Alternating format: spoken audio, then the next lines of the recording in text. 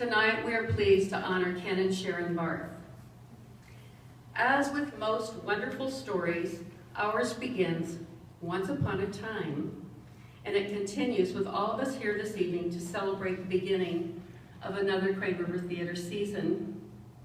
So, once upon a time, there were 3 talented artists who graduated from Kearney High School, and they moved on with their lives and their careers. One was in Wahoo, Nebraska, one in Utah, and one in New York City.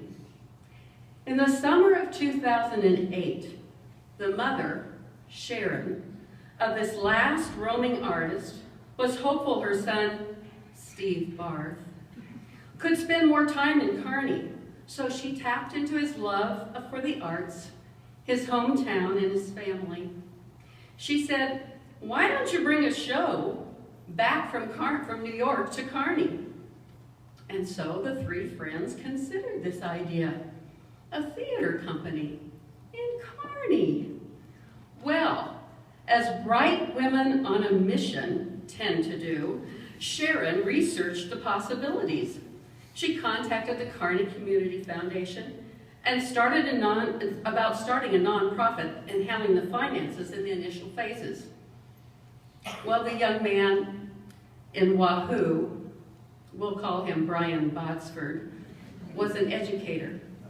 And the young woman in Utah, we'll call her Brooke Bradford, had small children. And so they suggested arts education should be a component of this theater company. And so, as bright women on a mission tend to do, Sharon again researched the possibilities.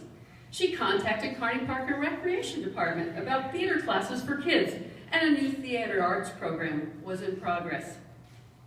Well, with the nurturing guidance and determination of Sharon, an education program for kids, and the first annual Crane River Theater Gala was held in 2009.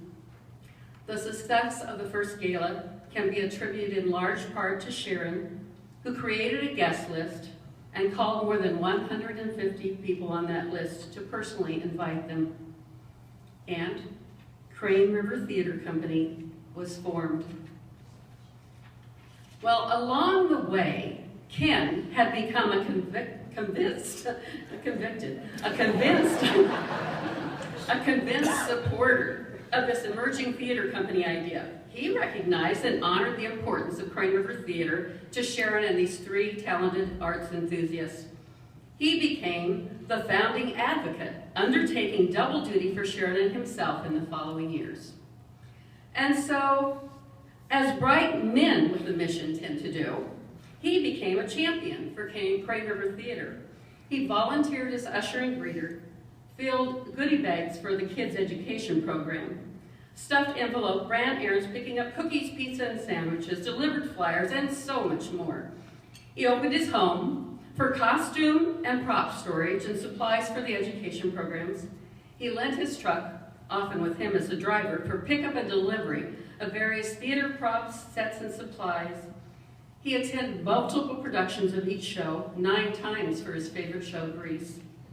And he made sure that Crane River Theater was successful.